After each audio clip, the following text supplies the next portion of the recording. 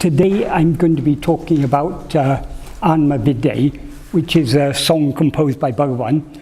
Today I'm going to talk about the pallavi, anupallavi, that's the refrain and sub-refrain, and the first one of the charanam. Charanam means verses. There are in all 5 verses, so the remaining 4 we'll do in subsequent sessions. This Āṉma-Viddai is it's a small work, but a very important work. This is actually the first work that Bhagavan wrote on Murugan's request. The reason why Murugana requested this is, requested Bhagavan to write this song is the path that Bhagavan has taught us, the path of self-investigation, Atma-vichara, is the direct and simple path. It's not only the direct means to eradicate ego, it is also a very easy means to do so.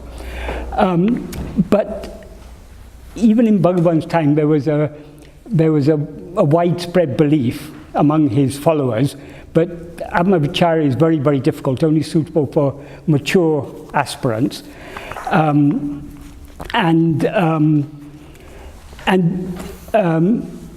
that was prevalent then, and even now there are many people who believe that, in spite of the fact that Bhagavan wrote this.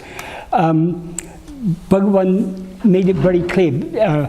This Bhagavan wrote in April 1927. A few months later, at Murugana's request, he wrote Upadesha-Undiyā. And in verse 17 of Upadesha-Undiyā, he said this is the direct path for all.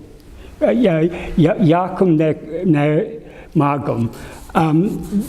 Yakum means for anyone whosoever. So Bhagavan considered this, what Bhagavan was teaching was not just for a select few, it was for anyone who seriously wants to eradicate ego.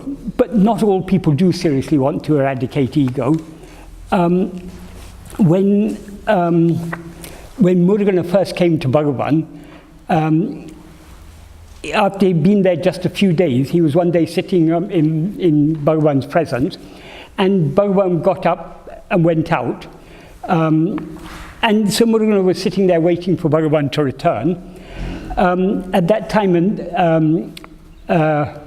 a certain well-known devotee came up to Murugana and said whispered to him in a very secretive manner, Bhagavan is very, very great, but his teachings are very, very lofty. You won't be able to understand them. You won't be able to get anything from Bhagavan directly, but there's a great soul here called Ganapati Muni. If you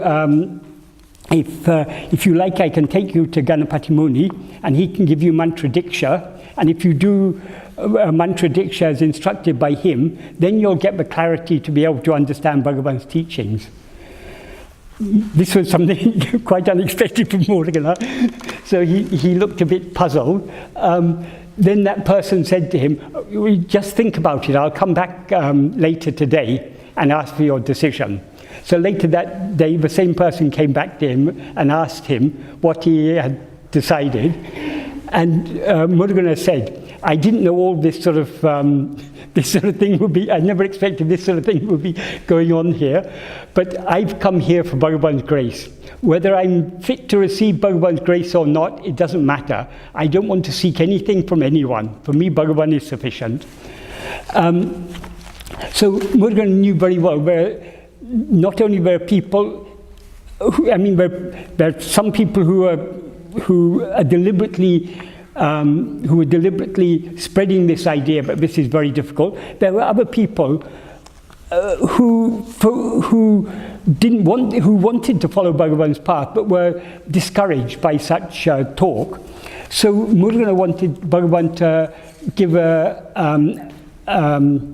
a clear statement of the fact that this is the easy path, the easiest of all paths. So Murugana had his own way of getting things from Bhagavan. So he had an idea. to write this, the pallavi and the anupallavi for this song.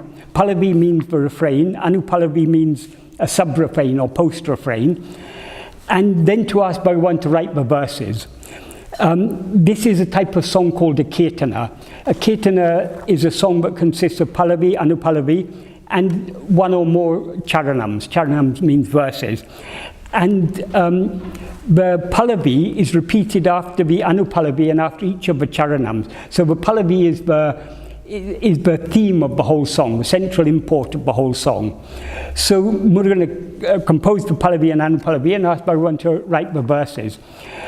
We're going to compose this in a particular style. It was on the style of a very much loved song from a work called Nandana Charitam.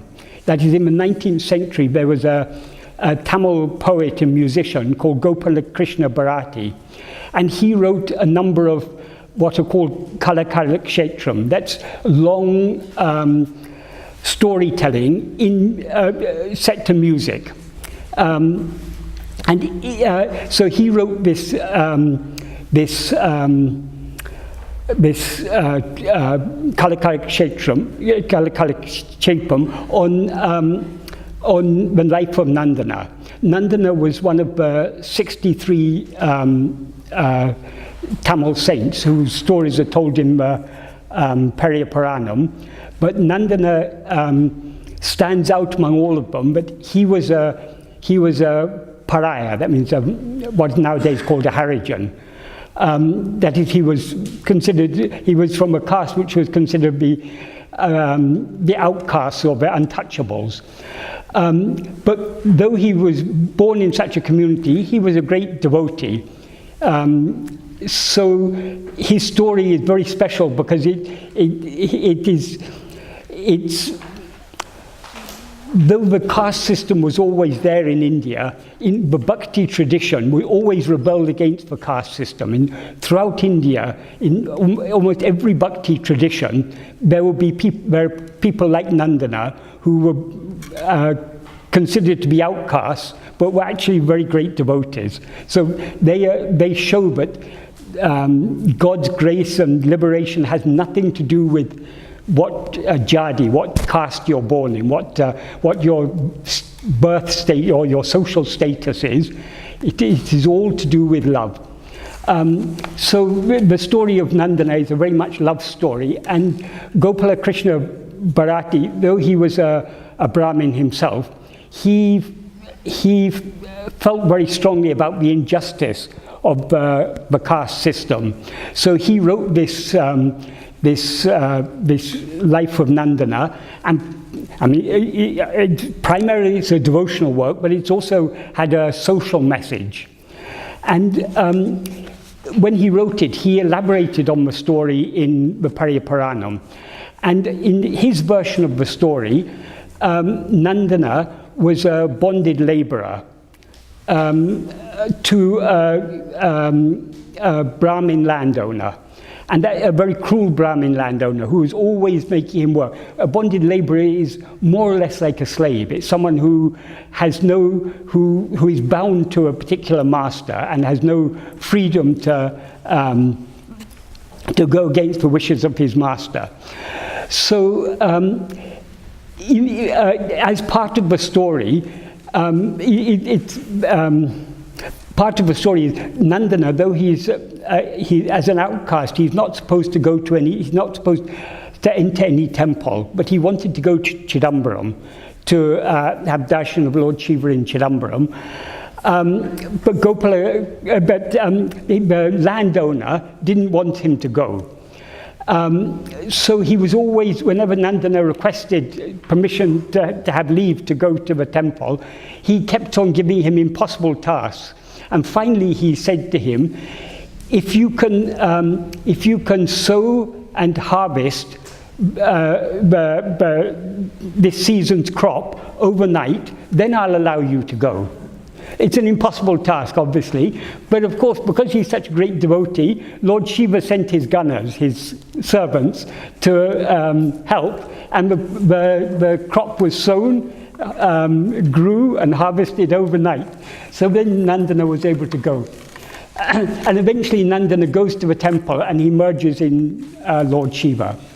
But anyway, during the course of this story, Nandana sings a song in which he says, "Aiyē metakadinam, umadadime aiyē metakadinam."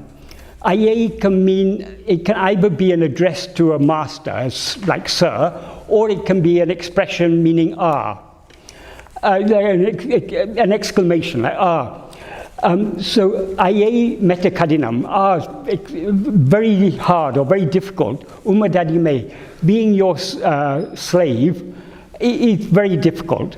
So there's this song there, and this is a very, very popular song. These Kalakalik Shapam were very popular in the 19th century and in the early part of the 20th century until cinema became popular in India. But this Nandana Charita, this story, as composed by Gopala Krishna Bharati, it's been a number of times made into a film. So it's such a popular work, and this song is particularly because this depicts the injustice of the caste system. So there's a song that appealed to many people. So there he says, it's very difficult being your master. Murughana took the same modelling on that kirtana. Murughana wrote this kirtana, but instead of saying aiyē metakadinam umadadime, he said aiyē yatisulabham, āṉma-viddai, aiyē yatisulabham. That's the pallavi. Aiyē, in that case, aiyē could be taken to be sir, but here aiyē is as an exclamation. So aiyē is an exclamation, yatisulabham means extremely easy. Āṉma-viddai, aiyē yatisulabham. Āṉma-viddai is a Tamil form of the Sanskrit term Atma-vidyā, which means self-knowledge or the science of self. Because vidya means knowledge in a very broad sense. It includes science, any form of learning, philosophy, or any practical skill or art. They can all be called vidyas. But all other vidyas are called aparavidyā. Whereas the science, this Atma-vidyā, this is paravidyā, this is the ultimate, the supreme science. So in this context, we can interpret āṉma-viddai or Atma-vidyā to mean the art and science of self-knowledge. So the import of this pallavi, and hence of the whole song, is that knowing oneself is extremely easy. So Murughana wrote this pallavi, and then he wrote anupallavi. In a kirtana, there'll always be a sub-refrain, which will be another short verse before going on to the more elaborate verses, which are called charanangal. So in the anupallavi, which comes next, he sang Noya Tamakum Ulankai Amalakani Poyai Oriya Mikku Meyai Ulludu Āṇma. That means oneself is so very real, even for those who are simple-minded. Noya means simple-minded people. Even for those who are simple-minded, that in comparison is understood. It's implied there. An amalaka fruit on the palm recedes as unreal. This expression, an amalaka fruit on the palm, in Tamil there's a saying, Ulankai nelikani. That literally means ulankai is palm, nelikani is a small fruit. In Sanskrit it's called amalaka. In Hindi I think it's called amla. So that nowadays it comes in herbal medicines and things. It's just a small fruit about the size of a grape or something. So that expression, ulankai nelikani, that is the nelikani on the palm, is used to describe anything that is very clear and obvious. Because if you've got a fruit in your hand, what can be more clear than a fruit in your hand? But Murughana refers to this, but he says even that is by comparison, that is unclear, that is unreal, compared to how clear and real we ourselves are.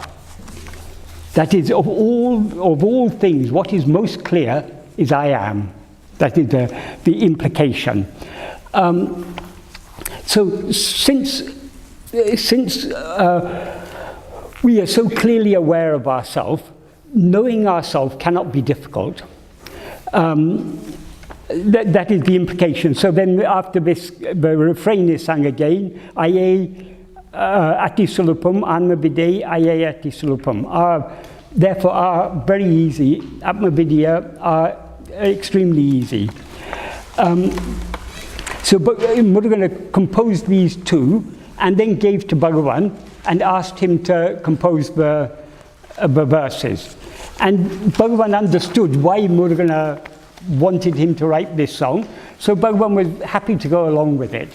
So in the first charanam, I've broken it up into sentences to make it easy to explain. If you see here, you'll see the way the verse is split and the way the sentences are split is quite different, because in Tamil, words in a verse, they coalesce euphonically, and then the verse is divided up according to the metrical feet. So the first task to be, when interpreting a Tamil verse, is first to separate the verbs, the words. That is called Padacchēdam, word separation. So in what I've written below is the word separation. So in the first sentence, Bhagavan sang, Mayai nirantaram tan ayadu irindidavum poyam udumbu ulhu maya mulaitu erum. That means, though oneself incessantly and indubitably exists as real, the body and world, which are unreal, sprout and arise as if real. Because you have to split to arrive at the meaning, there's an alternative way of splitting. The tan ayadu can be split either as tan ayadu or tan nayadu. If it's split, ayadu is an adverbial participle, which means not doubting. But it implies in this context indubitably. Nayadu is also a negative adverbial participle, which means not perishing. So it implies imperishably. So we can take it either as indubitably or imperishably. Both are appropriate meanings in this context. But the more important meaning is indubitably. And there are two adverbs here. Bhagavan says nirantaram. Nirantaram means without a break, incessantly. So continuously, always, it implies. In the first clause, Bhagavan is saying, Bhagavan in a way is repeating what Murugan said in is reiterating the idea that Murugan expressed in anupallavi, namely that we ourselves are extremely real. And here real means it implies clear. So in the first clause, Bhagavan is saying that though oneself always indubitably exists as real, that is, we cannot have any doubt about our own existence. But, I mean, as Murugan said, even for the most simple-minded person, the fact we are all aware I am, so we cannot have any doubt about our existence.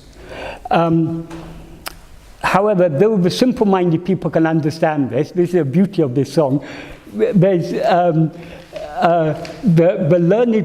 are many learned philosophers who, because of their convoluted reasoning, they question or even deny that there's any such thing as self or I. And this is true of some Western philosophers. It's also true of philosophers in ancient India. Some of Buddhist philosophers, I'm not saying this isn't what Buddha taught, but this is how some people interpreted Buddha's teaching. They interpreted that Buddha taught that there's no self. But anyone who says that there's no self, that is such a view arises because of a fundamental misunderstanding of the meaning of the word self. There is no such thing as the self. Though self is generally considered to be a noun in English, it's actually a pronoun. It has no meaning outside of a noun. A noun like a chair has a meaning in whatever context. It means a chair. But self, the meaning of self depends on the context in which it's used. And if it's used out of context, it doesn't actually mean anything. It doesn't refer to anything. Which is why in English, generally when we use self, we usually use it in a compound as oneself, myself, yourself, herself, himself, itself.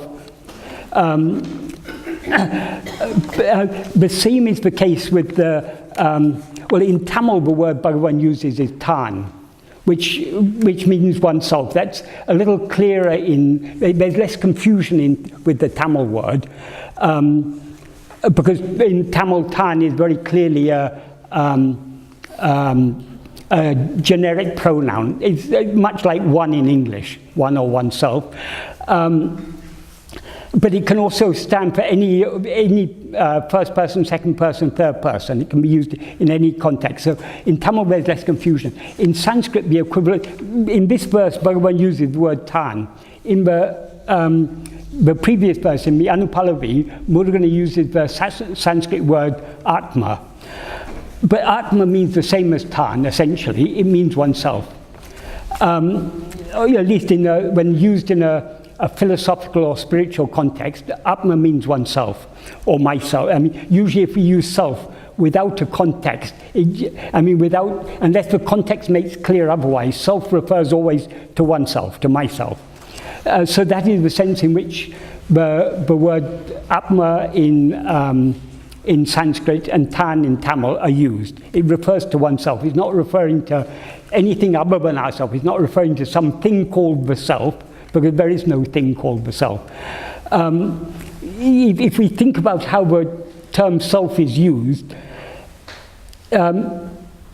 everything is itself. Nothing is other than itself. So a thing in itself are one and the same thing. There's not two things. So there's no such thing, there's no separate thing called the self. So when we're talking about self in the spiritual context, it's referring to ourself, to oneself, to myself. Philosophers who say that there's no such thing as self, if you say there's no such thing as self, that means there's no thing at all, because everything is itself. If there's no self, then there's nothing, which is obviously absurd, because there is something. The question is, what is that something? There seem to be many things, but which of these many things are real? According to Bhagavan, only oneself is real. The world, the body and world are unreal, as he says in this sentence. Unless we get ourselves caught up in convoluted reasoning, we cannot possibly, if we think clearly and reasonably, we cannot possibly doubt the existence of ourselves. We can doubt the existence of everything else. Everything else could be an illusion. But even an illusion can exist only if it is, an illusion is a misperception. So there has to be a perceiving awareness in order for any illusion to exist. So without awareness, there could be no such thing as illusion. So awareness itself cannot be an illusion. Although there is one modern philosopher called Daniel Dennett who says consciousness is an illusion. How he arrived at that conclusion, God alone knows. But he's taken very seriously as a very serious philosopher. But sometimes philosophers say such stupid things. Even a child can understand the stupid. That's why Murugan says, even for the noya, even for the most simple-minded, oneself is so clear. Awareness is so clear. How can awareness be an illusion? But philosophers, they believe what they want to believe, and they find clever reasons to justify what they believe. Such as Bhagavan used to say, Maya means mind. Mind itself is Maya. So philosophers, well, not all philosophers, there's some wise philosophers, but a lot of philosophers exemplify very clearly that mind is Maya. But not only the philosopher's mind, our own mind is Maya, because it's because of our mind that we are seeing all this. Whereas according to Bhagavan, what is real is only ourself. All this is just an appearance, an illusion.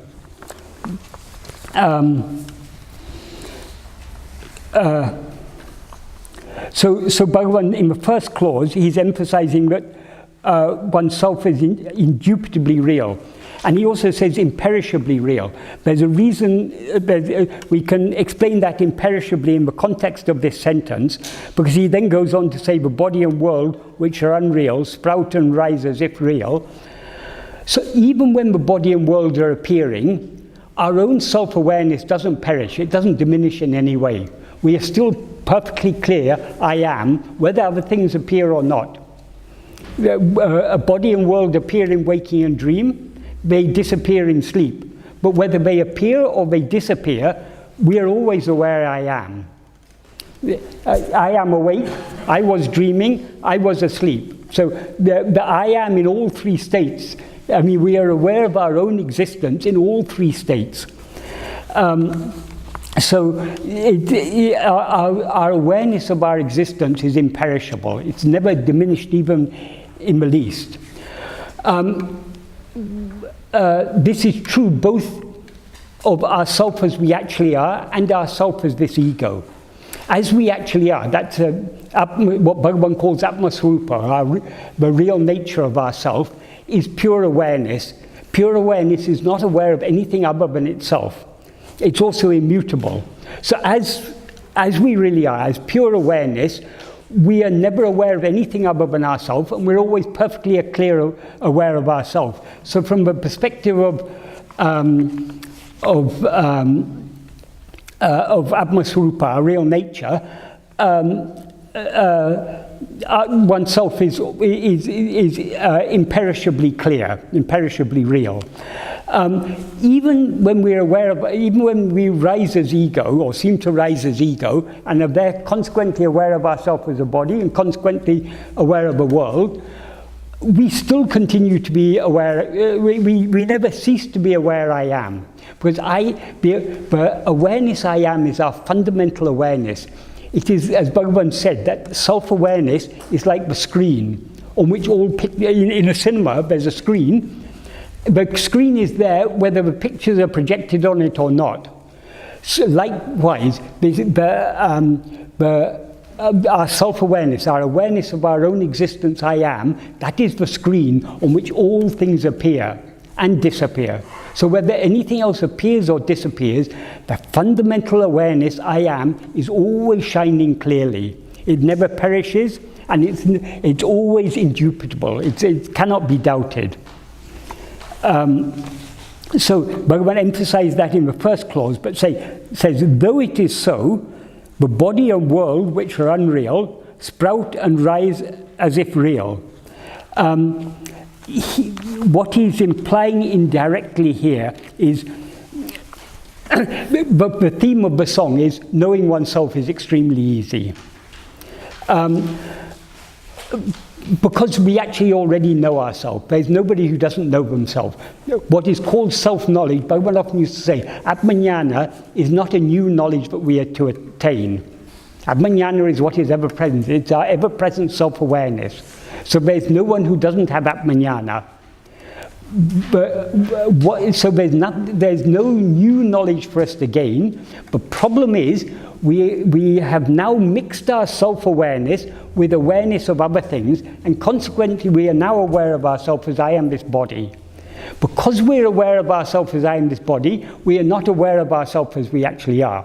We're still aware of ourselves, we just happen to be aware of ourselves as something other than what we actually are. So to be aware of ourselves as we actually are, we don't need to gain anything new. We don't need to gain any new knowledge. We simply need to remove the wrong awareness. That wrong awareness, it rises in the form of awareness of body and world. The body, we're aware of it as I, and the world as it, something out there, something separate from ourselves. So it's the appearance of a body and world, and when they appear, they always appear as real. The reason is, even when we're dreaming, the world we see in a dream seems to be real. Just like this world seems to be real, so long as we're experiencing this. The reason for that is simple. Because we're aware of a world only when we're aware of ourselves as I am this body. Because we're aware of this body as I, because we are real, as Bhagavan says, we are undoubtedly real. When we mistake this body to be ourselves, this body seems to be real, because we are real. So if we have a body, then the body has to be real. And body is part of the world, so the world seems to be real. So long as we are dreaming, the dream world seems to be real. As soon as we wake up, we recognize, oh, it was just a dream, it was just an imagination. What is the change that takes place?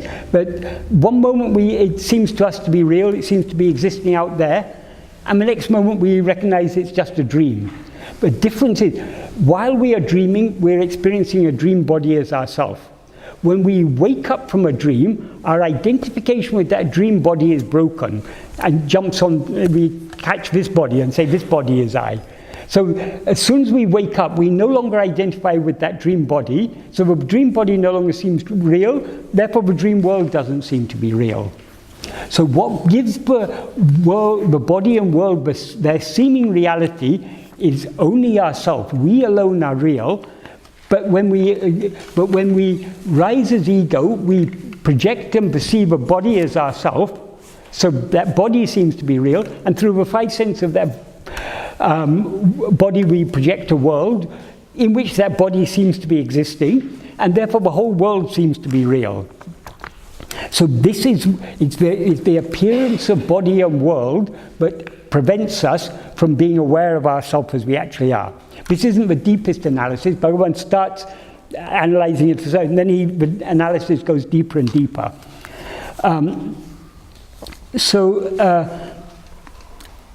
He says here, they sprout and rise as if real. So from what do the body and world sprout? He doesn't directly say, but he implies it in the next sentence. In the next sentence he says, Poi meya ninevu anuvum viadu odingadave meya idea veli veyon swayam atma vilangame.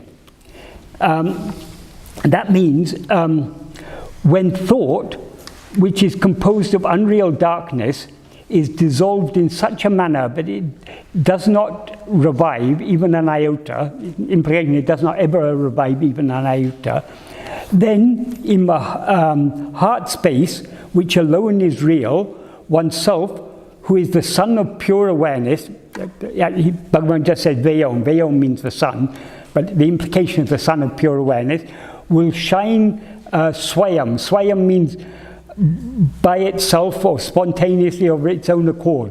But what is it? It's oneself. So I put it as, will shine by oneself, spontaneously of one's own accord. So he talks about thought. What it may seem, if we look at it superficially, he's jumping from one subject to another subject, but it isn't so, because what he's indicating in this sentence is that the seed from which the world sprouts is nothing but thought. So thought is the cause for the appearance of the world. He says this very clearly in the fourth paragraph of Nana. He said, apart from thought, or excluding thought, there's no such thing as world. In waking and dream, there are thoughts, and consequently there's also a world. in sleep there are no thoughts, and consequently there's no world. Just like a spider projects thread out of itself and again withdraws it into itself, the mind projects the world in waking and dream. The world means any world, because it's not always the same world. It projects the world in waking and dream and withdraws it back into itself when it subsides in sleep. So Bhagavan clearly implies that the world has no existence apart from mind. The world is nothing but thought. And therefore he concludes in that portion of the fourth paragraph of Nana, therefore when the world is seen, self is not seen. When self is seen, the world is not seen. In other words, we can't be aware of ourselves as we actually are and be aware of the world at the same time. We have to make a choice. This is why self-knowledge seems to us to be difficult, because we are not yet ready to pay the price. It's actually, what can be easier than knowing oneself? What is clearer than any other thing is I. So knowing oneself should be very easy. In fact, as Bhagavan says, it is very easy. It's extremely easy. But to us it seems to be difficult. Why? Because we don't yet want it enough. We are not yet ready to pay the price for it, because we cannot be aware of ourselves as we actually are and be aware of other things. So long as we are aware of other things, it's only as ego that we are aware of other things. So long as we rise as ego, we are not aware of ourselves as we actually are. So we have to be ready to pay the price. That Bhagavan emphasized very strongly in both the third and the fourth paragraph of Nana. But we cannot be aware of the world and be aware of ourselves at the same time. Be aware of ourselves as we actually are, that means. Be aware of our real nature. So either we're aware of our real nature, or we're aware of body and world. So we have to make the choice. And Bhagavan says there in that paragraph, and he implies it here, what we see as body and world is nothing but thought. In dream we see a body and world. The world we see in a dream seems to be physical. But actually, as soon as we wake up, we recognize, oh, it was just a figment of my imagination. So the world in a dream is just our own mental projection. When Bhagavan uses the word thought, he uses it in a broad sense. He's not just... Some people, when they say, I was meditating and for 20 minutes I didn't have any thought, what they mean by thought is just the usual mental chatter. But that's only one type of thought. According to Bhagavan, everything other than the pure awareness that we actually are is just a thought. Even ego is a thought. Ego is the root of all thoughts. It's the thinker of all thoughts. So thought, in the sense in which Bhagavan uses it, thought means any mental phenomena. And according to Bhagavan, all physical phenomena are just mental phenomena. Because as he says in, I think the 6th verse of Uludunaptu, the world is nothing but the 5 kinds of sense perception. The world, what is the world made up of? It's made up of sights, sounds, tastes, smells, and tactile sensations. Apart from that, where is any world? So all these sense perceptions, these are mental phenomena. Not it's in our mind we have an image of a world out there, but the world out there is actually existing in our own mind. It seems to be out there because we now are aware of ourselves as if we were this body. So everything outside this body seems to be outside, but actually it's all in our own mind. It's all with, the world is just an appearance, an image or a series of images in our own mind. Images of sight, sound, touch, smell, and tactile sensations. So, according to Bhagavan, there is no world other than thought. That's why he jumps from talking about the body and world appearing to thought. What he's implying is the body and world, the seed from which they sprout, is only thought.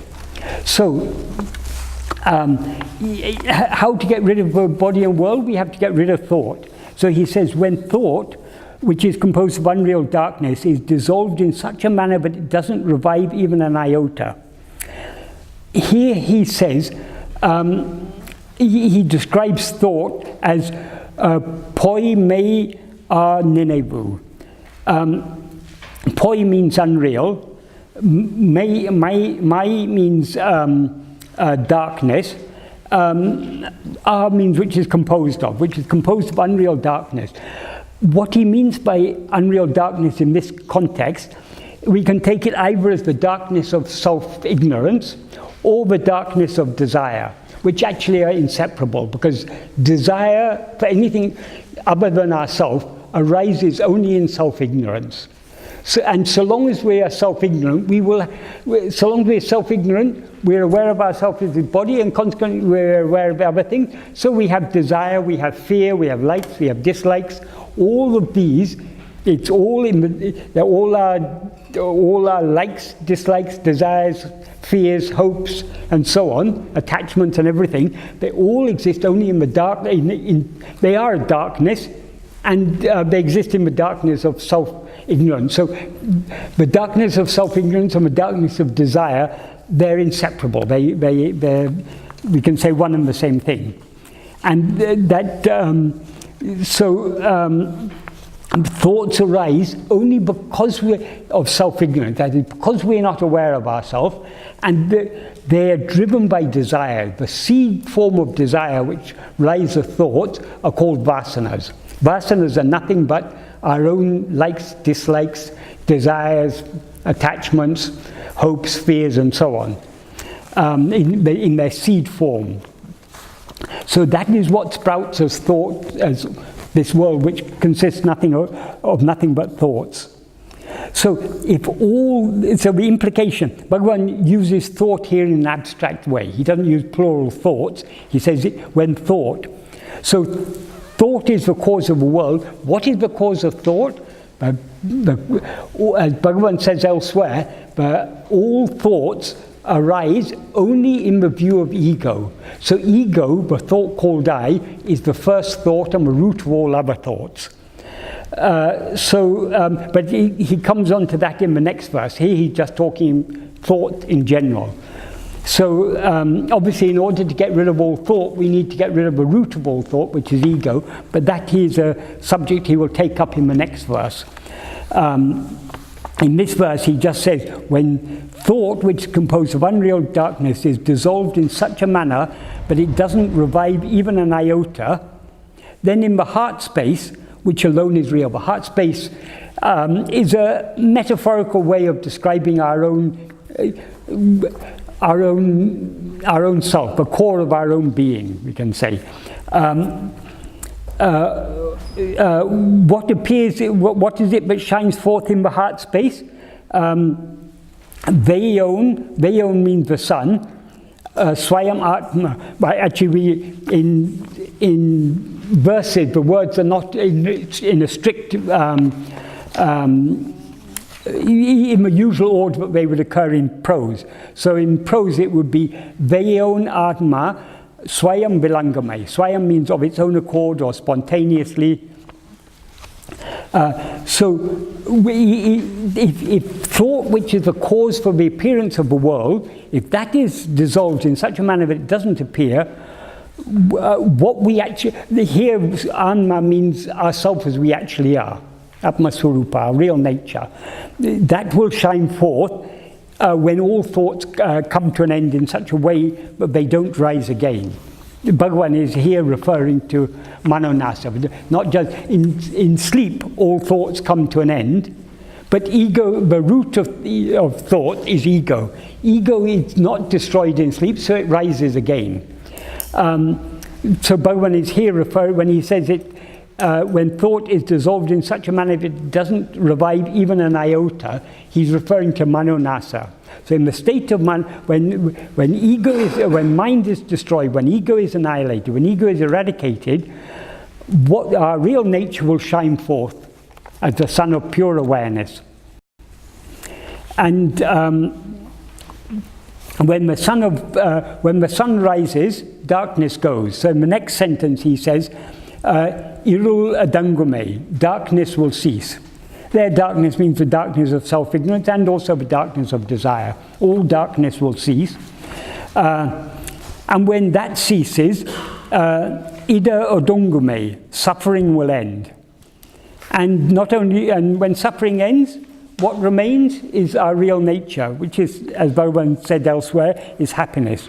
So when the darkness ceases, when the sun of self-knowledge, or the sun of self-awareness shines forth, when we shine forth as the sun of self-awareness, darkness will cease, suffering will end, and happiness will surge forth. Happiness is our real nature. Happiness is not other than the pure awareness that we actually are. That is, our existence, our awareness, and happiness are all one and the same thing. Sat, Chit, Ananda. So when the sun of self-awareness, when Sat Chit shines forth as it actually is, happiness will surge forth. When telling how Bhagavan came to compose Āṉma-Viddai, there were 2 points I forgot to mention. Because there are some misconceptions about it. In one English book, I can't remember where I read it, but in one English book it was written that Nandana had said that Atma-vidyā is very difficult, and Murugan disagreed with him, so he wrote the song saying self-knowledge is very easy. That is a complete misunderstanding of the story, because firstly Nandana wasn't a poet. Nandana didn't sing anything. It was in the song on which this was based was written by Gopala Krishna Bharati in a life of Nandana, and also the subject of the song was had nothing to do with self-knowledge. It was about he was saying it's very difficult being a slave of a cruel master. So that's one misconception. Nandana was a very great devotee. He didn't say anything about self-knowledge. His path was the path of bhakti and surrender. And eventually his story ended when he went into the temple, I think in Chidambaram, and he went into the Mulastanam, into the Sanctum Sanctorum, and merged in the light, in Lord Shiva. That is, we can say that symbolizes when we surrender ourselves completely, we will merge in the light of pure self-awareness. So the path of bhakti and self-surrender, it ultimately leads to the same. I mean, it ends with when we merge in the light, because what Lord Shiva is nothing but our own Atma-swarupa, the pure awareness always shining in our heart. So when surrender is complete, we merge in that. So Nandana certainly would never have said self-knowledge is difficult. And Murugan wasn't disagreeing, there was nothing to disagree about. Murugan had great love for Nandana, as everyone in Tamil Nadu who knows his story, and every devotee who knows his story. It's a beautiful story.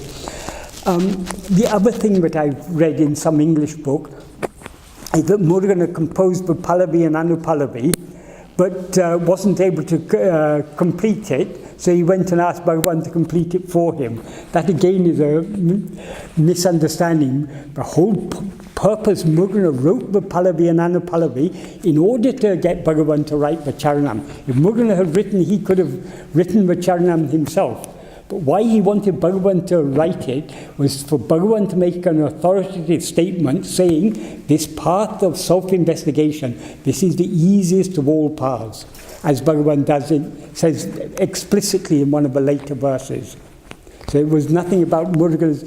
Murugan was a very great poet, and he never had any difficulty to write any verses if he wanted to. But this is something he wanted Bhagavan to write it. What we're saying here is that thought is the darkness.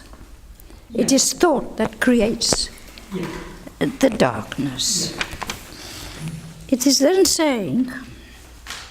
Well, thought is darkness. Yeah. Composed of dark. Let me finish. Sorry.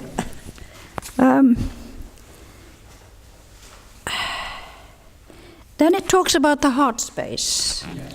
The heart space we're talking about here is the absolute. Yes. That is who I really am. Yes. And what it says here, that is who we really are. When thought doesn't penetrate the absolute, even with one iota, Yeah. then naturally we shine. Yeah. The sun comes out, so to speak. Yeah. Thought is the cloud, but it's seemingly covering the cloud. So when it's seemingly covering the sun is pure self-awareness. Right. So when the clouds are dispersed, the sun shines forth. Right. So the bugbear is thought. Yes. So when that is eliminated, Yes. absolutely, Yes. Along with its root. along with its root, then the issue is concluded. Yes. That's why Bhagavan said self-knowledge is not a new knowledge to be attained. All we need to do is to remove the ignorance. Ignorance is nothing but ego, root of all thoughts. If that is removed, what remains is the ever-present self-knowledge. Right. So really, the issue is thought. Thought, yes. But what is the root of thought? That Bhagavan will talk about in the next verse. All right. Well, I have to wait till then. Thanks. Thank you. Thank you. We haven't paid to read it. No, I need your guidance.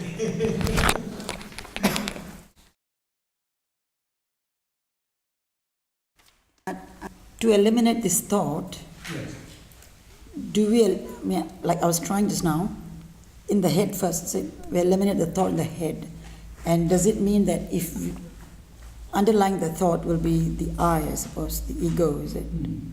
I might be wrong. You cannot eliminate thought in the head, because the head is itself a thought. Okay. So When when you eliminate thought, you eliminate everything. where does our attention go then at that time? When we are watching the thought, would you watch it in the mind or in the... The attention is a function of ego. That is, and when we rise as ego, we are aware of many things. So attention is a selective use of our awareness. We are focusing our awareness on something. And now there are so many things here. I could attend to the sunshine outside the window, the green leaves. I could attend to someone had a water bottle there, and the camera there. There are so many things we can attend to. We select what we attend to. That is where we direct our awareness, or what we bring into the center of our awareness. That is attention. In sleep, is there attention? No, there's no attention because there's no ego. But attention is a function of ego, but only when there's knowledge of multiplicity does attention have a role to play. In sleep, we're aware of only one thing, namely ourselves. So there's no question of attention there. So, but attention is the key. Attention is very important because the problem is that we are now aware of things other than ourselves. So thought is nothing but our awareness of things other than ourselves. Yes. And most things other than ourselves, they don't exist independent of thought, but it's when we direct our attention away from ourselves and create the appearance of other things, that is the problem. So what is the solution? Instead of turning our attention away from ourselves, we turn it back towards ourselves. Yes. To watch. Ourself is not a thing, it is not located in a place. But who is the perceiver of all these things? We have to turn our attention away from what is seen, back towards the seer. Yes.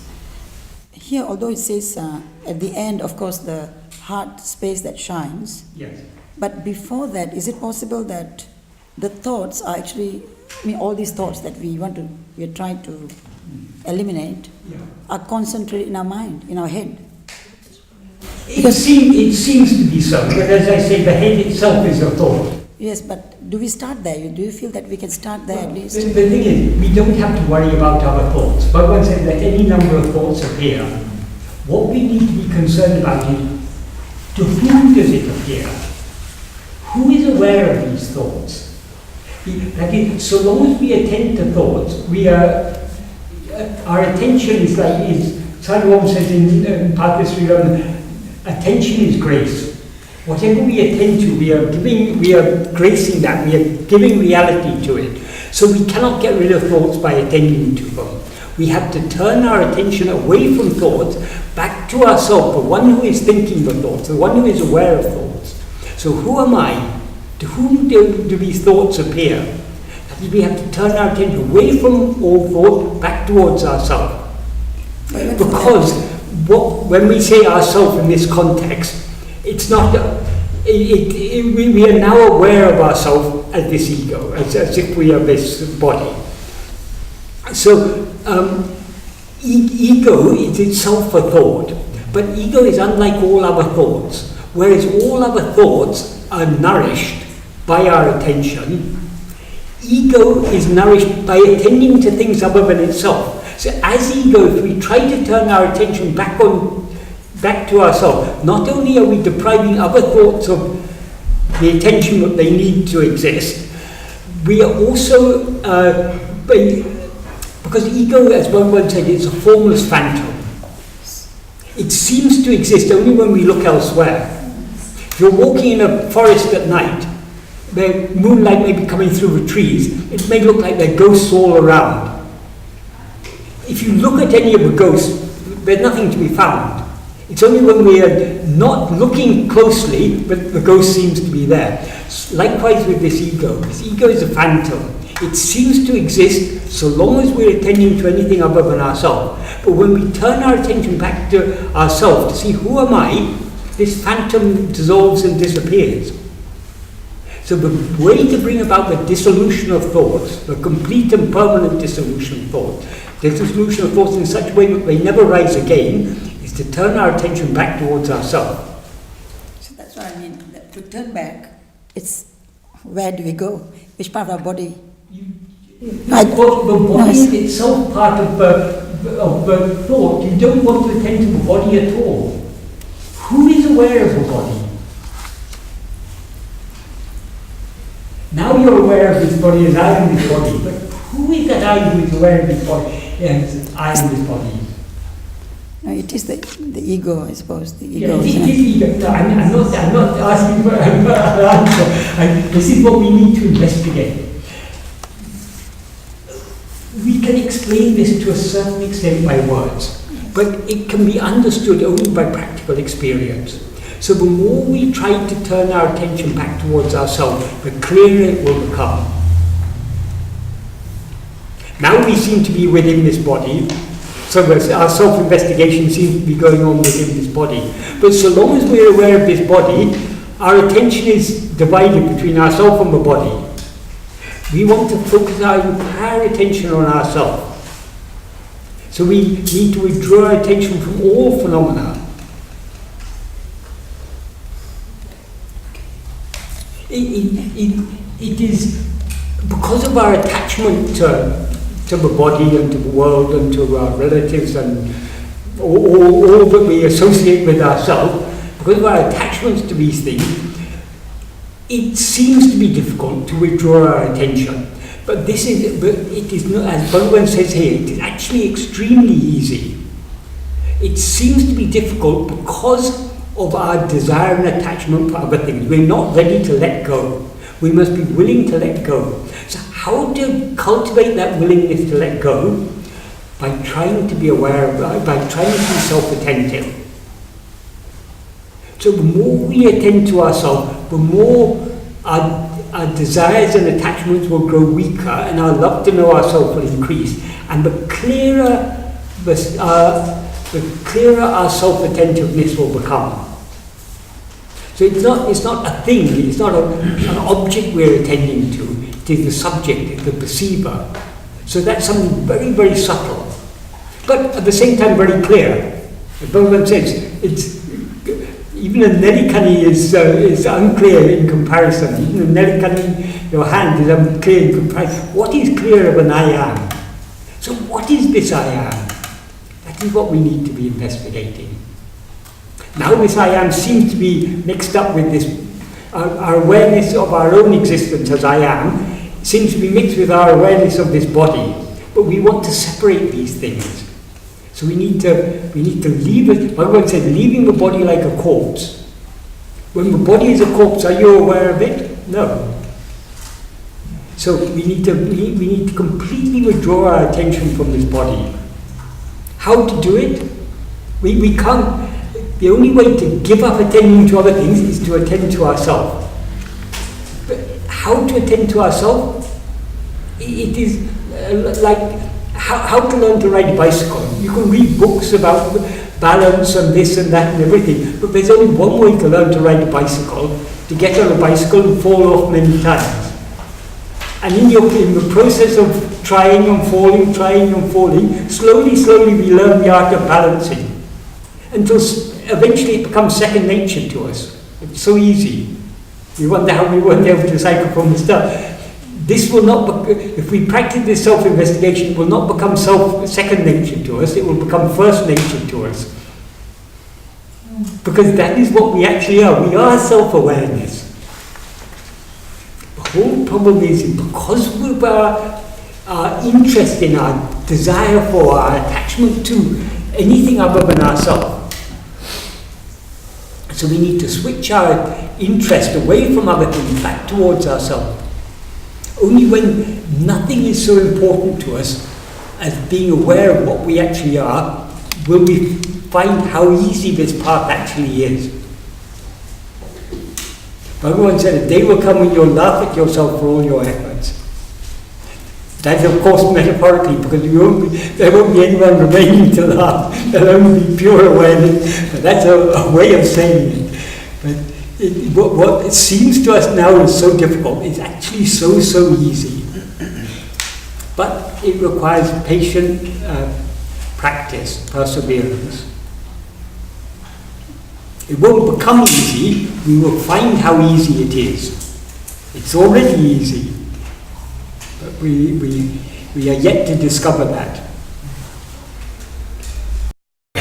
Michael, this question of thought, Mary and I have had a chat about it before in tea. To what extent, thank you, is the distinction between thought, ordinary thought that we need to navigate through life, and desire-impelled thought? To what extent is that distinction useful? I mean, is it desire-impelled thought that we're trying to get rid of? All thoughts are desire-impelled. This whole world is nothing but thought, Bhagavan said. That is desire-impelled. Because of our likes and dislikes, we project out of this world. But some thoughts are more emotionally charged than others. In other words, some the desire or the attachment that drives them is stronger than other ones. Obviously, the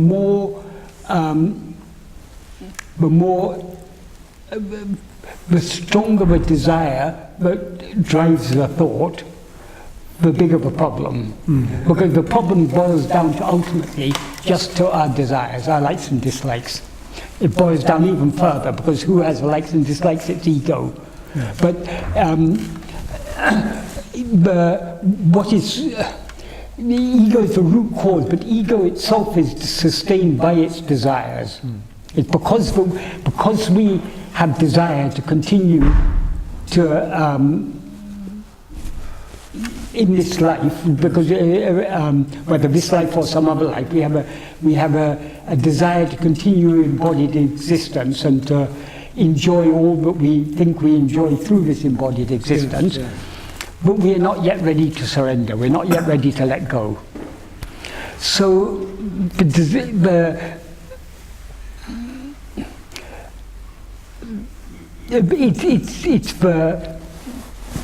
as I say, the ultimate root of all the problem is ego. the second level of problem is the desire, the likes, dislikes, attachments, fears, all these things. In other words, our will. That's why we have to surrender our will to Bhagavan. If we surrender our will entirely to Bhagavan, he doesn't want us to rise at all. So if our will is surrendered, we wouldn't rise as ego. But we cannot surrender our will so long as we rise as ego, we do have likes and dislikes. You cannot have a completely desireless ego, because desire is the very nature of ego. As Bhagavan says in verse 25, it comes into existence grasping form, it stands grasping form, it feeds itself from flourishing by grasping form. So attachment, desire is the very nature of ego. But to the extent that we can give up our attachments and desires, to the extent we can be free of likes and dislikes, in other words, to the extent that we can cultivate vairagya, to that extent we are getting close to our goal. And Bhagavan said in the 10th or 11th paragraph of Nana, Bhagavan says, he compares vairagya, that is freedom from desire, to the stone that a pearl diver ties to his waist. So it is only with that stone of vairagya, that freedom from desire, that we can sink into ourselves deep enough to retrieve the pearl of Atman, as Bhagavan says. So desire is the problem. That is why we have to surrender. Thy will be done. We have not my will, but your will. Bhagavan says in Padacchēdam, Ninishtam enishtam, your will is my will. Even better could, that is happiness for me. It's very difficult. I mean, I sort of mouth that phrase every day. Thy will be done. But then I go and do my own will. It's very easy to say it, but it has to be yeah. Yes. But in order to, Bhagavan has given us the nature of ego is to cling, is to grasp. So letting go is against the nature of ego. But Bhagavan has given us a means by which we can cultivate the willingness to let go. That means is what is called Atma-vichara. Because when we turn our attention within and try to cling to ourselves, to the extent that we are clinging to ourselves, we are letting go of other things. So the more we persevere in this practice of self-investigation, the more we will gain love to know ourselves, and we will gain vairagya, the freedom from desire for anything else, desire or attachment for anything else. So ultimately, Bhagavan said in one verse that we're going to record in Guru Vachakavai, he recorded what Bhagavan said. But in the Puranas, they have all these stories about good versus evil, the gods versus the demons. Bhagavan said that is all only the warfare that is going on in the heart of every spiritual aspirant. That the whole of spiritual sadhana is a battle fought within our own will, between our love to know ourselves and our desire and attachment for other things. That's why Bhagavan says in one verse in Aksharamlai, Pokum Varavamil Poduveli Inilaro Pora Tankataranatra. Show me the warfare of grace fought in that common space where there is no coming or going. So it all comes down to that. That is the warfare of grace. That's rather important. Show me the warfare of grace fought in the Poduveli. Poduveli means the common space, the open space of which is devoid of coming and going. It's in our own heart. That space he's referring to there is the space of our own heart. That is where the battlefield has to be fought. And that is the space where there is no coming and going. Yes.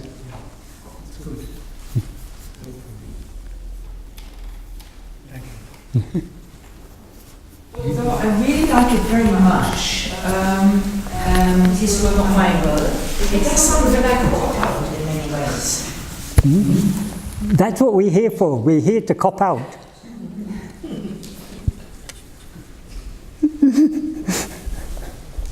That's all Bhagavan asks us to do, is cop out. Let's cop out of this world. If we surrender to Bhagavan, that is the ultimate cop out, because we're handing over all responsibility to him. And he says, however much burden you put on God, he will bear all of it. No, really, because who's going to pay my bills if I cop out? You're very concerned about who is going to pay your bill, shows your unwillingness to cop out. If you were really willing to cop out, let bills be paid or not paid, what is it to you? But the bills are paid according to prarabdha. Those bills which are to be paid will be paid. Those bills which are to be defaulted will be defaulted. You cannot change that. That's already determined. So if Bhagavan says the train is carrying all the burden, why should we who travel in it carry our little luggage on our head? Our bills and all these other things, all our responsibilities, our duties, everything we have to do, this is our little luggage we're carrying on our head. When the train is carrying all the burden, just put the luggage aside and travel. Bhagavan says, instead of suffering by carrying the luggage on our head, put it aside and travel sukhamai, comfortably, easily, that is, with happily, peacefully. It doesn't mean to say we won't pay our bills, but we'll be prompted to do it, for example. If we surrender completely, the one who pays the bills is not us. The body and mind, what the body and mind are destined to do, they'll be made to do. So if the body and mind are to pay their bills, they will do so. But what is that to us? Problem is, we take that body and mind to be I and say, I have to pay the bills. It's actually removing the I am not the doer saying. Yeah, yes. But so long as we experience the body and mind as I, we are the doer. So doership is the very nature of ego. So in order to give up doership, we need to give up ego. We have to surrender completely. Yes?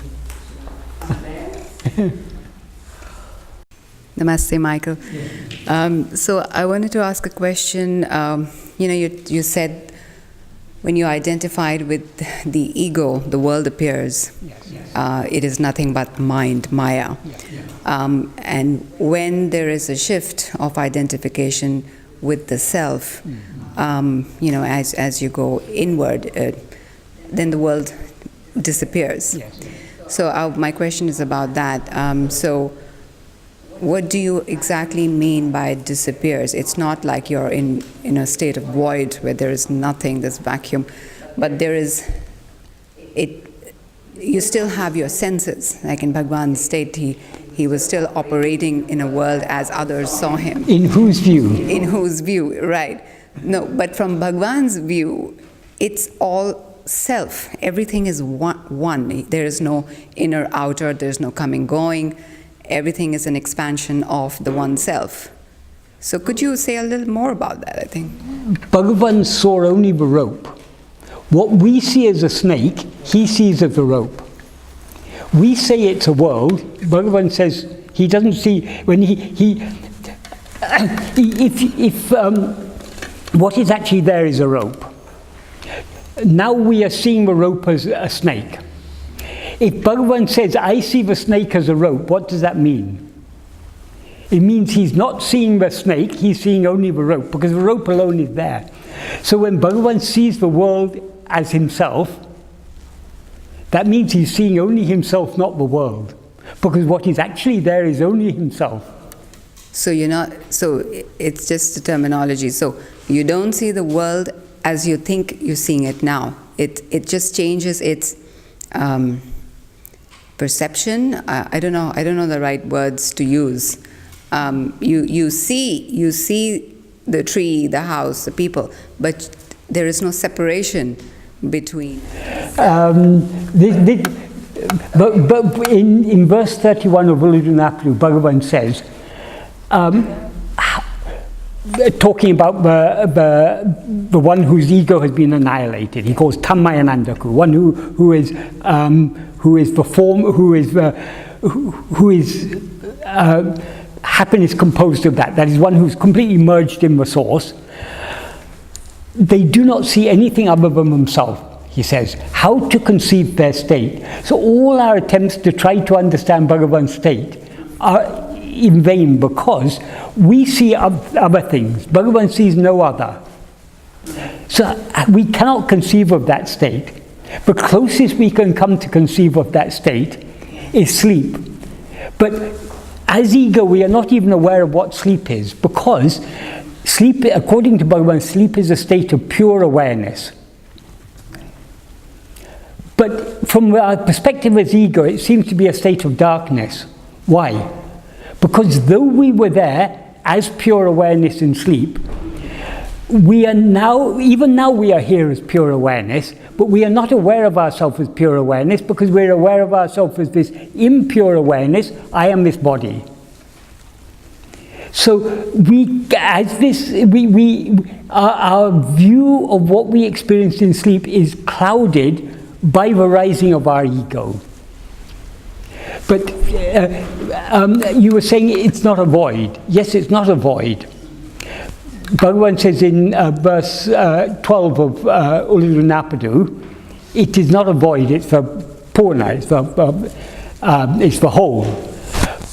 But he also says in the same verse, it's, the knowledge which is completely devoid of knowledge and ignorance, it is alone real knowledge.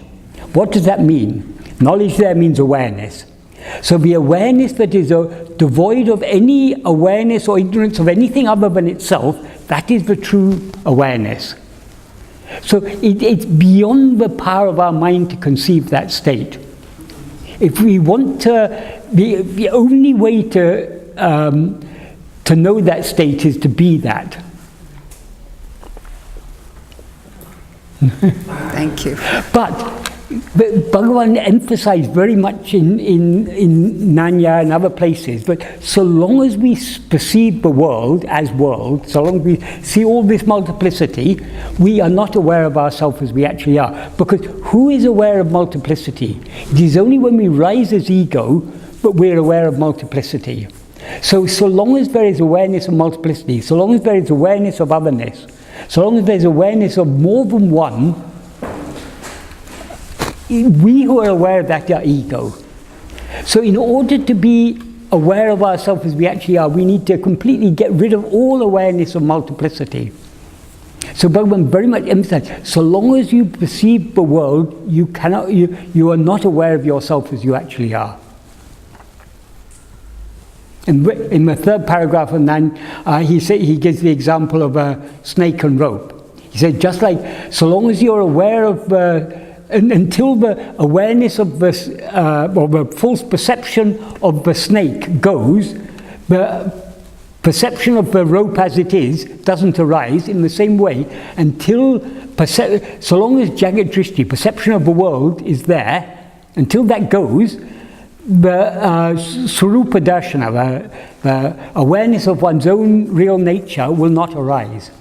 That's in the third paragraph. Then in the fourth paragraph, he says that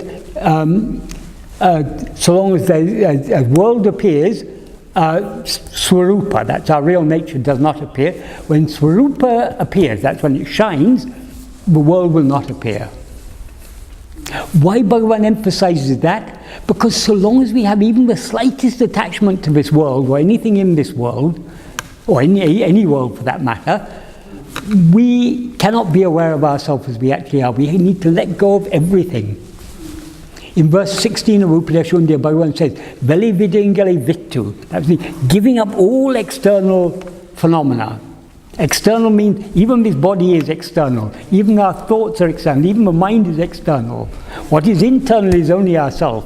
So giving up all phenomena, the mind knowing its own form of light, that alone is real awareness.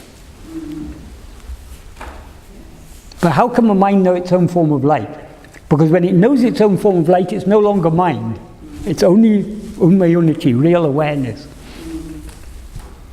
Yeah, get to the source of mind. But the reason why he says in that verse, the mind knowing its own form of light, because we as ego, that's a mind, we need to turn within and see ourselves. When we see ourselves, we'll cease to be mind. But we cannot destroy this mind without we as mind, we as ego, seeing ourselves. As ego, we can never see ourselves. But we need to try to see ourselves. And when we succeed in seeing ourselves, we're no longer ego, we're just our real nature. Yeah, yeah. So like, to take the analogy of the sky and the clouds, yes. And suddenly sometimes there is the clouds part and you see the sun, Yeah. and you know it's there. Yeah. It's just that the mind clouds again, Yeah. and so there are glimpses of the light. Yes, in a way we can say that, but What I'm asking is it a progressive path and finally all the clouds disappear? yes, but analogies all have their limitation. Yes. We cannot glimpse our real nature, because glimpse means it's something that comes and goes. Yeah. So long as there's coming and going, all arising, all appearing and disappearing is only in the view of ego. Yeah, okay. So it's only when ego is completely removed. That's what Bhagavan refers to here. It says when thought ceases in such a way that it never rises again, it can never reappear, never come back to life, then the sun of self-knowledge will shine forth in the heart. So are you saying the ego never sees its source?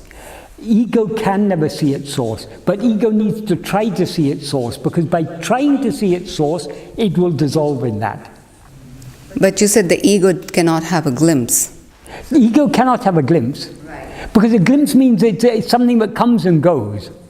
That's right. In a relative way we can say a glimpse, but it's not, we're not, so long as ego is present, we are not aware of ourselves as we actually are. As ego, we can get greater degrees of clarity of self-awareness, but the full clarity will destroy ego. So as ego, we cannot have that full clarity.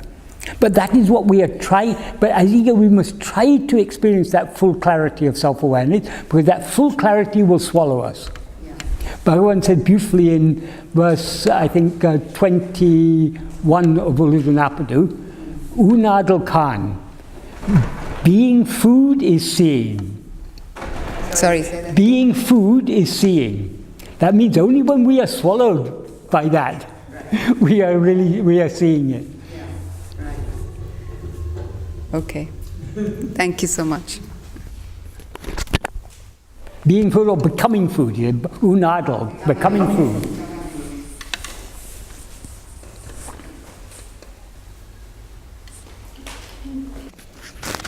The form, the reality is formless. There is no form. What we see is a dream full of forms. It's once you see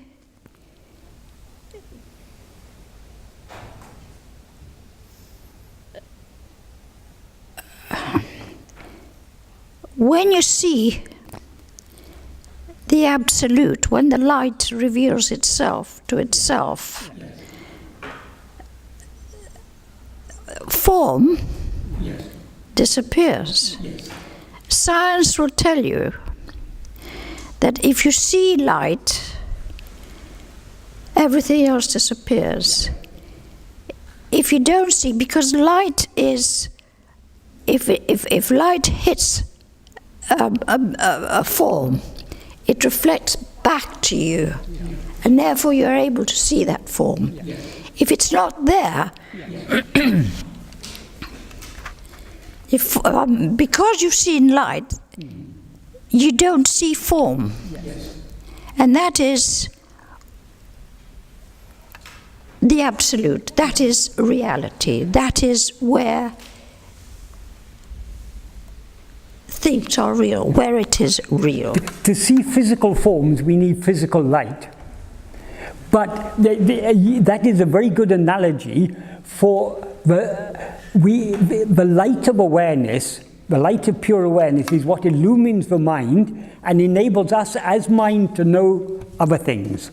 Forms means not only the physical forms, but thoughts, everything, of thoughts, feelings, all things. So everything other than ourselves, we are enabled to know that by the light of pure awareness that is shining in our heart. But that light is comparable to the sun. That's why Bhagavan in this verse and in some places he compares it to the sun. If we turn, we can use the sunlight to see all these objects. But if we turn our eyes towards the sun, to see the sun, we'll be blinded and we'll never again see any form. Yep. So, like that, when ego turns back towards the light, when it turns 100%, it gets swallowed, and then what remains is only the light. That's right. So form disappears. There is no form. Yes, yes. Reality comes into play. Yes, yes. And there you remain. Yes. And you no longer function, although other people can see you. Yes. But even when we say no longer, that implies that in the past we were functioning. Yes, okay. When that knowledge dawns, when we are swallowed by that infinitely bright light of pure awareness, it will be clear to us that we never were aware of any form. Right, gotcha. Yes, okay. I accept that. Thank you. Thanks.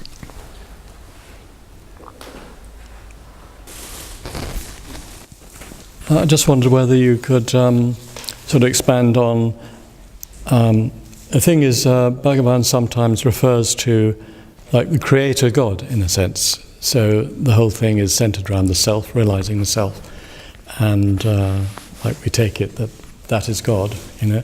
But he also says things like, well, God will look after the world and he created it and so what's you know? Bhagavan gives teachings on different levels that suit different people. The core of Bhagavan's teachings is that the creator is only ego. In a dream, who creates the dream? The dreamer.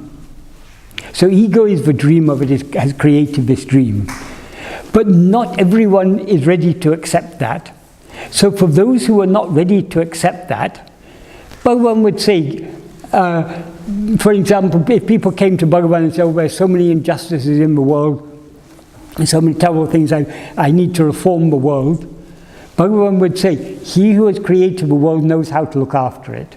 Because the fact that they're so preoccupied with the problems of the world means they're not yet mature enough, they're not yet willing to accept that this is all a dream. If we understand it's all a dream, we shouldn't be concerned about the problems of the world. So long as we're concerned about the problems of the world, and we all are, even if we're not concerned about the other problems of the world, at least we're concerned about the problems of this little person we seem to be. So in one form or other, we are all concerned about the problems of the world, whether more selfishly or less selfishly. But that shows our ignorance. That shows we haven't yet understood that this is all a dream. So was there a creative process by which the dream occurred? Like, did it, I mean, this is an unanswerable question, of course. But, unanswerable. Ultimately it comes down to, the world appears because we rise as ego. Why do we rise as ego? Ego is the first cause. It's the cause of all causes. Without ego, there is no cause and effect. So with ego, we cannot find any cause for ego. But we don't have to. Bhagavan first said, first see if you've risen as ego. And then if you can find this ego, then we can investigate to find out how it came into existence. If you look for it, Tedinal autum piticum, if sought it takes flight, there is no such thing. So but when you say, asking how the ego came into existence is like asking how the son of a barren woman was born. There is no such thing as a son of a barren woman. So there's no how or why he was born. The problem is when we look away from ourselves, ego seems to exist, because we who are aware of things other than ourselves are ego. But if we turn our attention back to see ourselves, there is no such thing as ego. Yeah, I think our problem really is that we're involved in cause and effect. The ego is sort of constantly involved in cause and effect, and in a timeline. And so by realizing the self, you transcend that, and you realize a transcendent state in which that doesn't exist. So there's no longer a question. How was this caused? And, If we want to find cause and a cause for every effect, in the world of manifestation we can do so. This is caused by that, that is caused by this. But ultimately, the ultimate cause for the whole appearance of this world is the rising of ourself as ego. The appearance of the body, of the appearance of the world, is all caused by our arising as ego. What is the cause for the rising of ego? There is no cause, because if we investigate this ego, there is no such thing. So that is how we transcend cause and effect.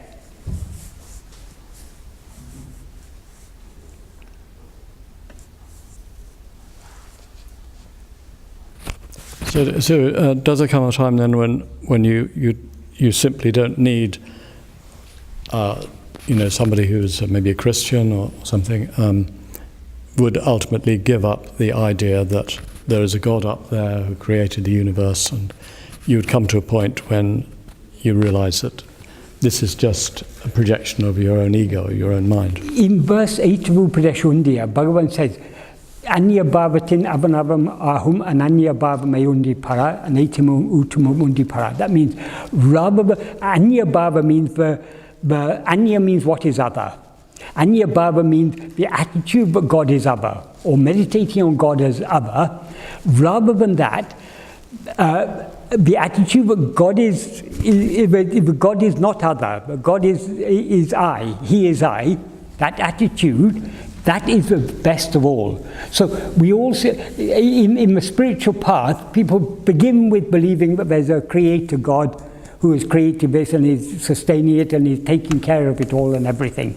But as we go deeper and deeper into the path of bhakti, we understand God is not somewhere out there. God is existing within us. All religions say God is infinite. If God is infinite, how can anything be other than Him? So in some religions, they consider it blasphemy. Once a Christian missionary came to Bhagavan and said, "Isn't it blasphemy to say I am God?" Bhagavan said, "Isn't it blasphemy to say I'm separate from God?" Because if God is the infinite whole, how can anything be separate from Him? So if we are not separate from Him, He must be what we really are. So we cannot, so long as we look outside, we seem to be a person, God seems to be separate from us. If we want to find God, we have to look within, lose ourselves in Him, and then God alone remains. God is nothing other than our own real nature, pure awareness. That's why Bhagavan said, what I was saying earlier, Unadal Khan, being swallowed or becoming food is seeing. So if we want to see God, we have to be swallowed by God. We have to lose ourselves in God. The seeming separation between ourselves and God is caused by our rising as ego, by our limiting ourselves as this little person that we seem to be. Give up this ego, all separation, all gets dissolved, all finitude gets dissolved, and what then remains is the infinite whole, which is what we actually are.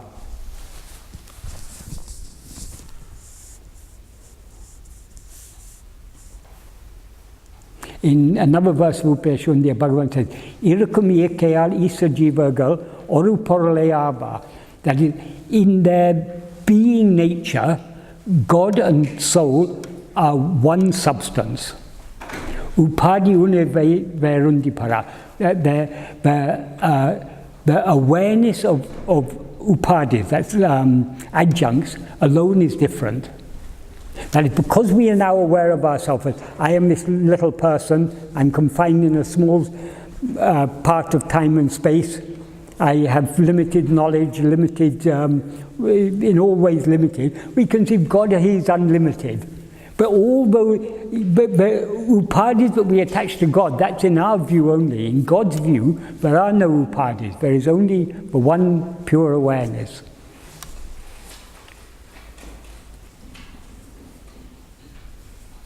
So we can know God only by being God, and we can be God only by losing ourselves in Him, surrendering ourselves completely. I think one problem we maybe have in the West is a kind of God of the Old Testament, you know, like a sort of kind of frightening man in the sky sort of thing. And so the actual word God has become a bit corrupted, you know, in a sense. Yeah. But there are so many conceptions of God. Every person had their own conception of what God is. I mean, each religion teaches, but even within a religion, each individual following that religion has their own idea of what God is. But God is beyond any idea that we can have, because God is the infinite whole, which is our real nature. And this idea of God, the angry God, that may be suitable to teach people who are at a very primitive level of development. By primitive, I'm talking primitive in terms of spiritual development. People who are at a very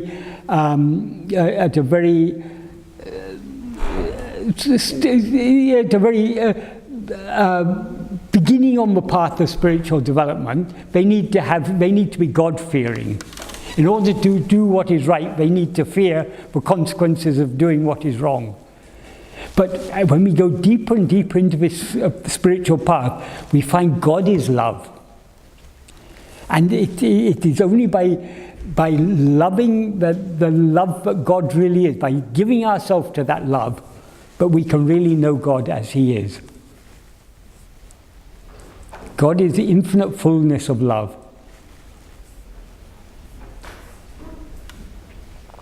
Why? Because God is our own real nature.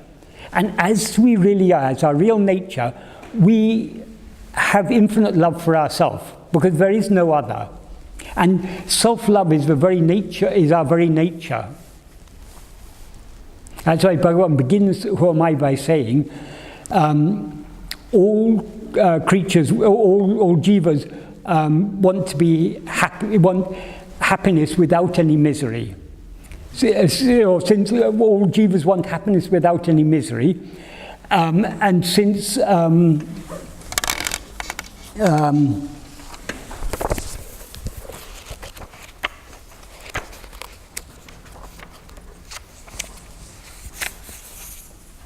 Sakala Jivagalum Dukkam Embadindri Epodum Sukamai Iraka Virambadalam.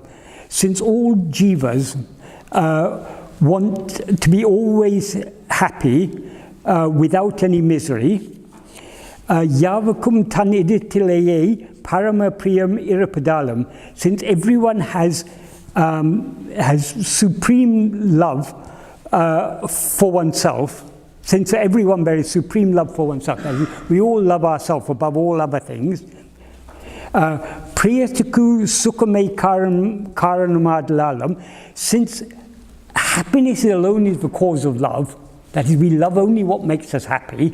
We love whatever we take to be a source of happiness. We dislike whatever makes us unhappy. So since happiness alone is the cause of love, Manamatra Nidrail Dinam Anubhavikum Tan Subhavamana Achukate Adeya, in order to attain that happiness, which is one's own real nature, which one experiences every day in sleep, which is devoid of a mind.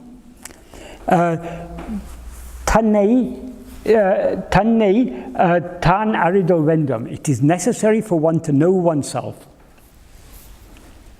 Adaku nana āṇma-vichara mukhya sadhanam. For that, the investigation, the awareness investigation, who am I, is the principal means.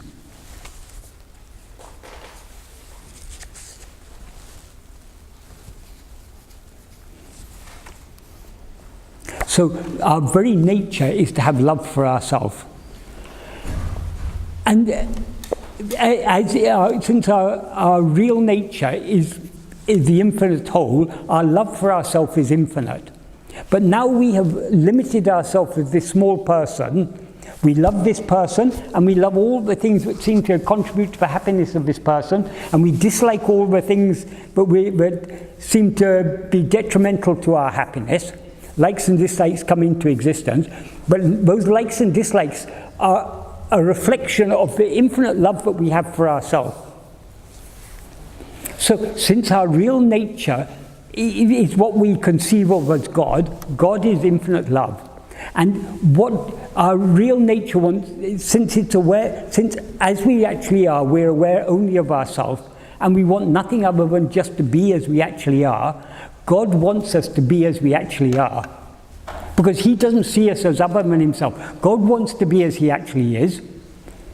He doesn't see us as other than himself, so he wants us to be as we actually are. So his love for us to be as we actually are, that is what is called grace.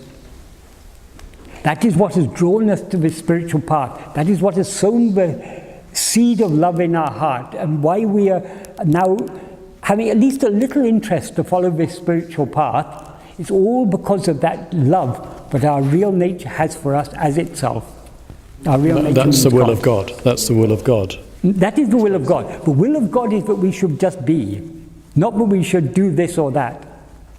So to the extent that to surrender ourselves to God, we have to give up all desire to rise, just to be. That is surrendering ourselves to God. So subsiding back into our source, that is surrendering ourselves to the will of God.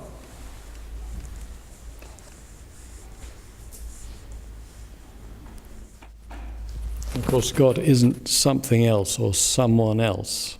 It's really who I really am. Yeah, exactly. You yourself are God. Tattvamasi.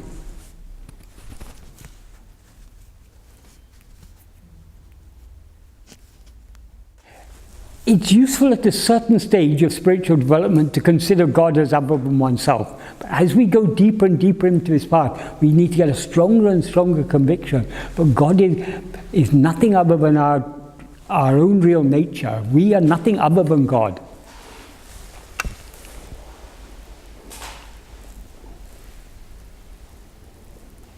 And so we can know God only by knowing ourselves.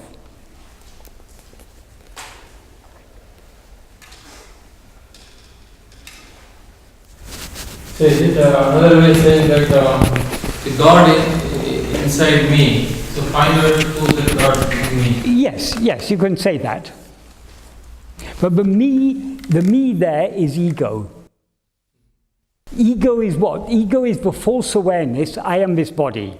Okay. In that false awareness, I am this body, the portion which is God is the fundamental awareness, I am.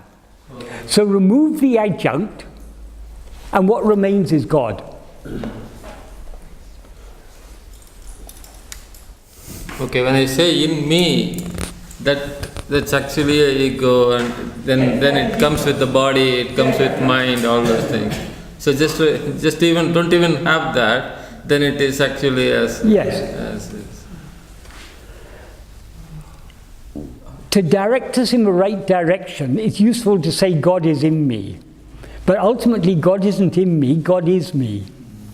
But language has its limitations. In this verse we read today, Bhagavan says,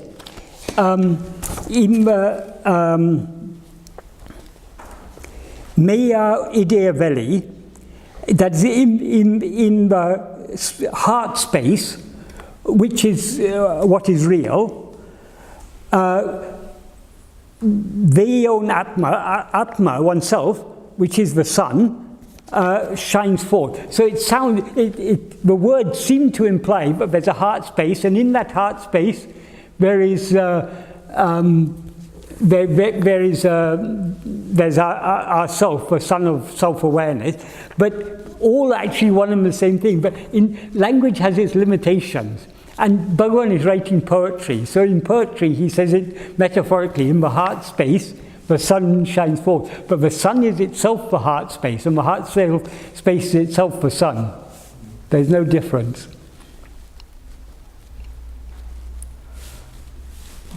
I think you wanted to ask a question. If you, would it be,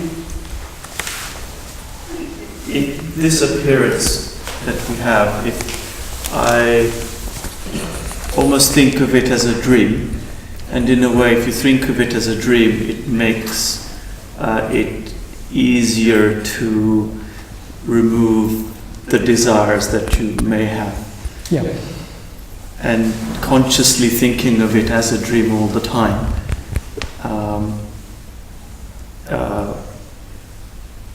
in a way, gets away from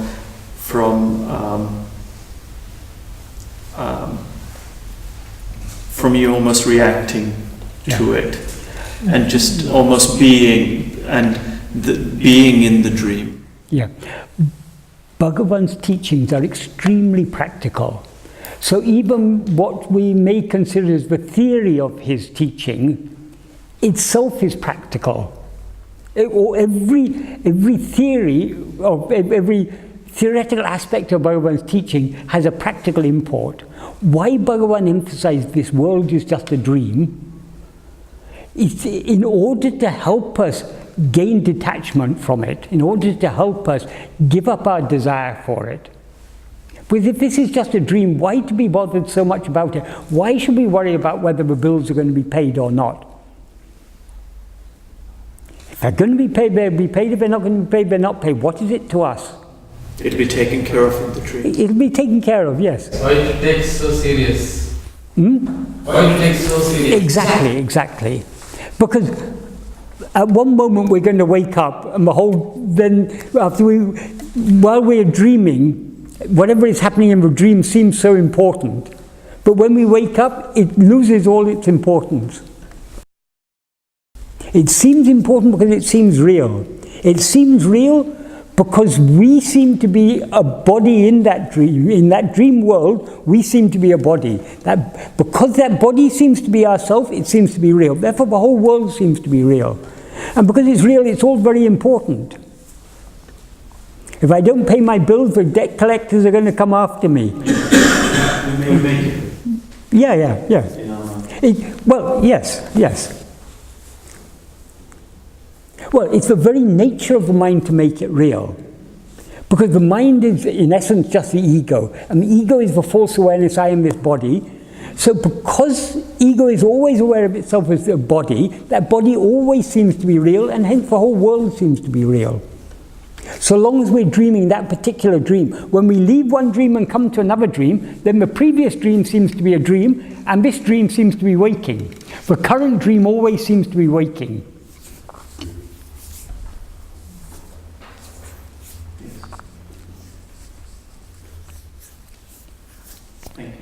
In a dream, we may meet our father, who died so many years before.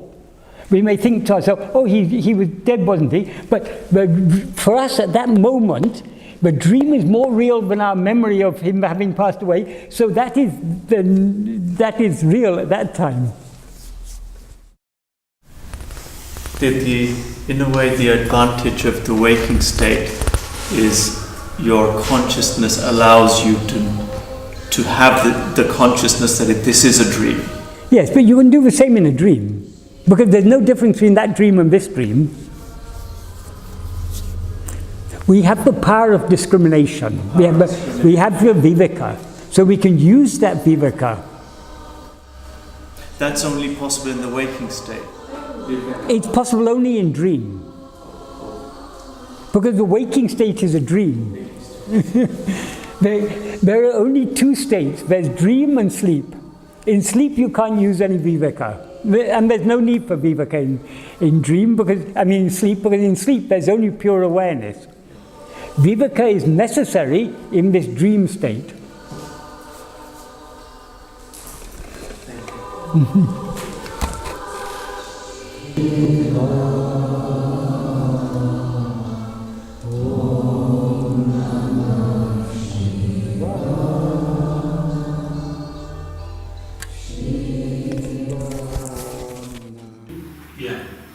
So what I was saying is, what is the meaning of Om Namah Shivaya?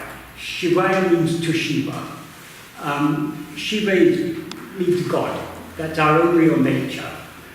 Nama means obeisance, bowing down or surrender. So the real meaning of Namah Shivaya is surrender to Shiva. So that is the whole topic we've been talking about, how to surrender ourselves completely. And just like Namah Shivaya means surrender to Shiva, Namo Ramanaya means surrender to Ramana. And Sadhuam used to say, Namo Ramanaya, Mano Maranaya. That means Namo Ramanaya is for the death of the mind. Mano Maranaya means for the death of the mind. So Namo Ramanaya, Mano Maranaya. What is the purpose of Namo Ramanaya? It's only to surrender his mind and let it be killed by him. So it's appropriate ending with, well, more appropriate if it was Namo Ramanaya, but Namah Shivaya means the same.